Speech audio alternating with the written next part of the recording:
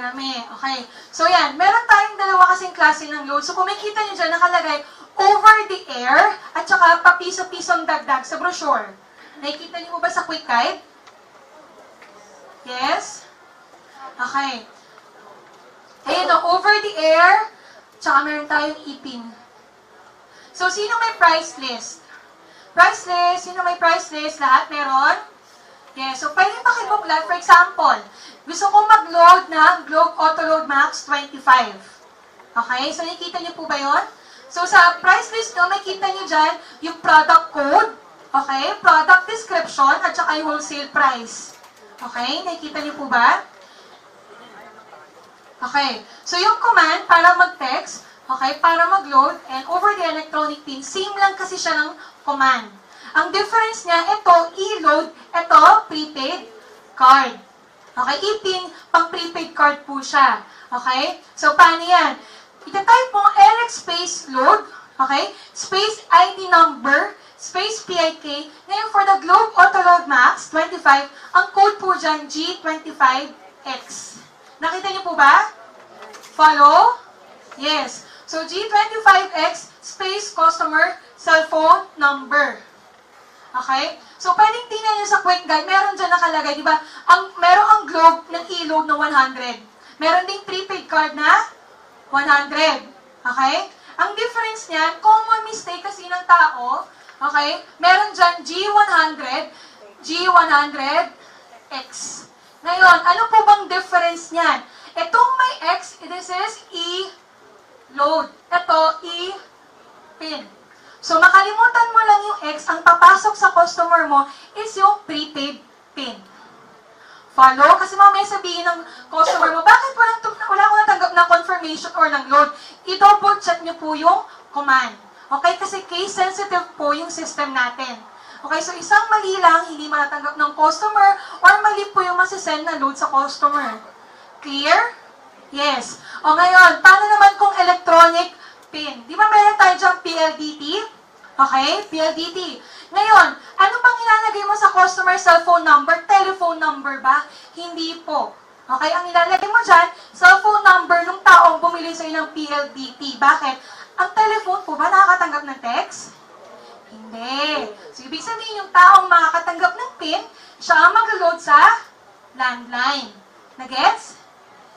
Follow? Tahimik nyo. Hindi tayo mag-proceed. Tahimik? Yes? Naintindihan po ba? Yes. Okay.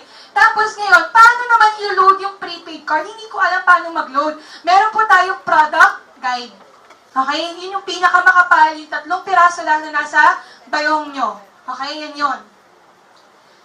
Tapos, example. Ayan. Ayan. Ito po, di ba yung phones natin, para mas mapabilis natin yung loading, di ba may templates naman yung cellphone? Yes. So, i-save na lang po natin yung format. Bakit? Ang iniiba lang naman kasi natin is yung product code at saka yung cellphone number. Para hindi tayo paulit-ulit. Kasi syempre, nakakapagod mag-type. Hindi naman lahat mabilis mag-text. Okay? Tapos, always double check, be wise and smart, especially with e-pins. Okay? Next. Ito, paano naman natatanggap natin yung 10 to 11%?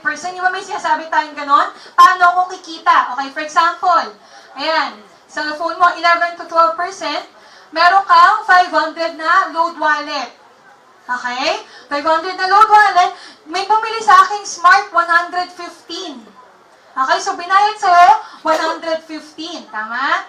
Ayan, 115. Pero, pagka-send mo ng command, ang bawas lang sa'yo is 102 pesos. Okay? So, ibig sabihin, yung load wallet mo, 398 na lang. Gets? Tapos, yan. What if nag-load naman tayo ng Globe 100? Instead of 100 pesos yung mabawas sa atin, 89 pesos lang. So, ibig sabihin, yung load wallet na lang natin, 309. Yan. So, ibig sabihin, nakapagbenta ka ng Smart na 150 at Globe 100, kumita ka na ng 24 pesos. Okay? Next. Nasusunod po ba kung paano lang kuha? Yes. Okay. So, yan. Sino naka-try na mag-replenish ng load wallet sa bangko? Konti pa lang. Ayan. Di ba meron tayong tatlong modes? Ano ulit yung una? Pwede magpa-load wallet sa T-Mobile Office sa 19th floor. Okay? Tapos pwede rin sa bangko. Okay? Ayan. Pwede sa bangko, tapos pwede sa kapwa technopreneur. Okay? Ito sa bangko, deposit slip po. Okay? Common question. Kailangan ba meron akong bank account sa BPI, BDO, Metrobank, Union Bank? Hindi po. Kasi magde-deposit kayo sa mismo company. Maliwanag? Okay. So, yan. Tapos, within next banking days or within 24 hours mo siya matatanggap. Yung load wallet mo. So, ito yung step kung paano sa last page ng quick guide. Pakibuksan po. Yung quick guide. Yan. Pag Union Bank po, hindi na po deposit slip. Diretso na po siya. Okay? Bills payment po yung gagamitin natin kapag Union Bank. Ngayon, paano kung BDO, BPI, or Metrobank? Ang Metrobank po, may charge siya na 50 pesos outside Metro Manila. Pag BDO, BPI, Union Bank, naka-waive po tayo nationwide. Okay? Be clear. Yan. So, ito yung command. Di ba meron tayo nakukuhang resibo pagka-deposit sa bangko? Yes, okay. So, iti-text mo to, LX space reload, space yung ID number mo, slash. Walang space. Hindi ID number slash, hindi ID number space slash ha.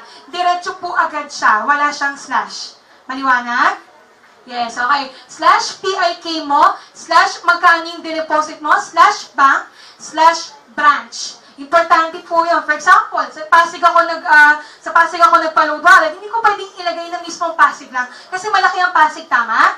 Yeah, so specific branch po, yun yung malaking name na nakalagay sa labas ng bangko. Okay? Slash account number, slash date, slash time. Okay? Dapat po yung time, ultimo segundo, nilagay nyo. Okay? Kasi doon po ma-verify ng system kung kayo yung nag-deposit ng load wallet. Okay? Tapos, ang minimum ng load wallet replenishment is 500 pesos. Maliwanag? So, kung nag-deposit po kayo ng 300 pesos, sorry, sad to say, wala na po yun. Okay? So, 500 lang. Yan. So, ito yung example. Tapos, meron tayong cut-off time. Okay? Yung cut-off time, pag nag-deposit po tayo from 8 a.m. to 12 noon, earliest mo tatanggap na 2 to 3 p.m. Earliest yun, okay? Pag nag-deposit ka from 12 noon hanggang 7, earliest mo siya matatanggap 8 to 9 p.m. Okay? Copy? Yan. Tapos, iwasan din po natin mag-replenish ng load wallet kapag holidays. Bakit? Kasi wala pong bangko. Kung walang bangko, kung walang office hours, wala magpaprocess nung request nyo. So, wag po kayo mag-complain na na-delay yung load wallet nyo. Avoid replenish pag holidays. For example, yan sa mag-holiday, make sure na meron kayong load wallet bago mag-holidays. Mag-imbak na kayo ng load wallet. Yan. Next. Yan. Technopreneur transfer. Minimum transfer is 500 pesos. So, for example, yung nag-invite sa inyo, meron siyang load wallet, naupusan ka. Pwede kang pumili sa kanya na load wallet. Kung 500 yung hihingin mo na load wallet, 500 din yung ibabayad mo. Okay? So ngayon, paano ka mag-transfer? Ito, only Technopreneur to Technopreneur and Technopreneur to Techni-user.